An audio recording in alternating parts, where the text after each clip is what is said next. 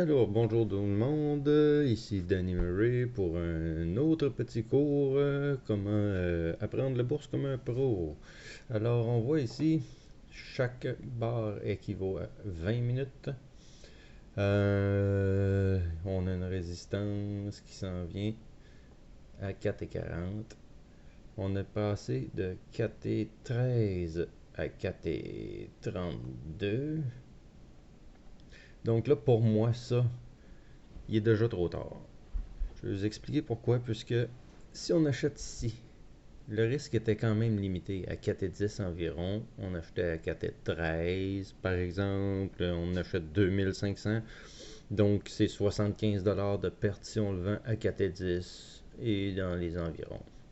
Mais quand on est rendu à 4,29, là c'est pas le temps d'acheter.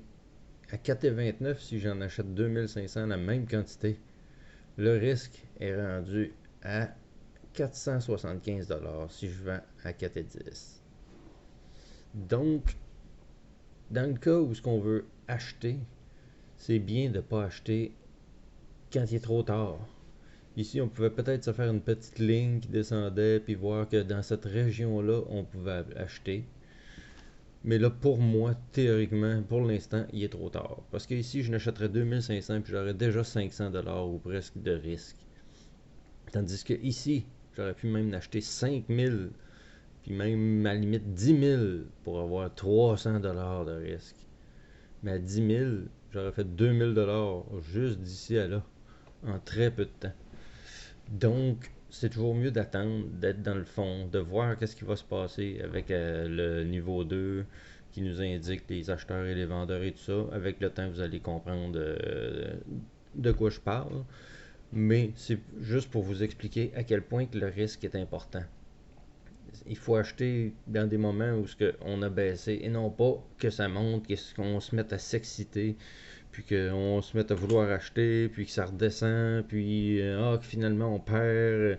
Ça va toujours être à votre désavantage. Vous allez toujours finir par perdre si vous faites cette façon-là. C'est vraiment, vraiment pas la façon de faire.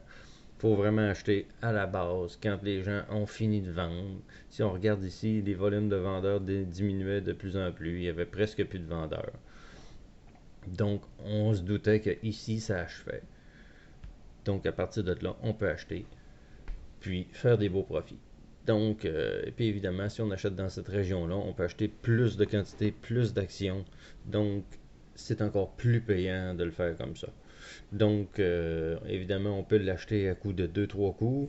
On achète un premier 2500, puis quand après ça, on est convaincu, un petit peu plus haut ici, on achète un autre 2500, puis après ça, on laisse aller. Mais ça peut être très, très payant.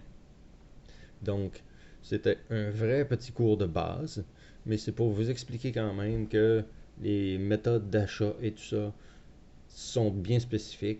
Si vous achetez dans le haut, les risques sont trop élevés tout le temps. Il faut vraiment acheter avant que ça monte ou après une stabilité après la hausse. Donc, c'est ce qui est à regarder. On vous reviendra dans peut-être un petit cours dans le prochain vidéo pour vous montrer un petit peu une hausse après ça, qu'il y a une stabilisation, puis qu'à partir de là, peut-être qu'on pourrait racheter après cette nouvelle stabilisation.